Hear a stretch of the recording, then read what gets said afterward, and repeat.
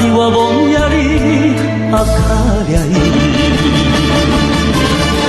しみじみの目がしみじみと思い出だけが行き過ぎる。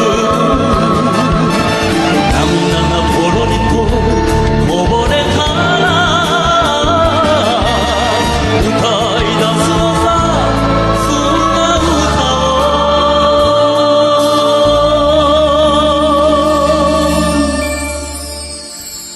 沖のかもめに深けさせてよ、愛しいあのことよ。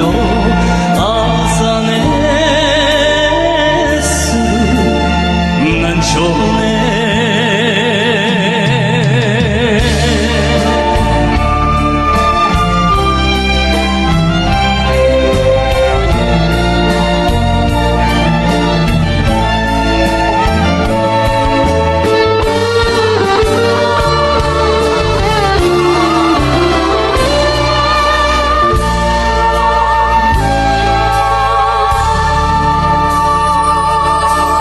店には飾りが何がいい。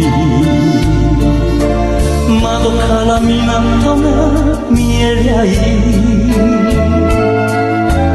流行りの歌などなくていい。時々無敵がなればいい。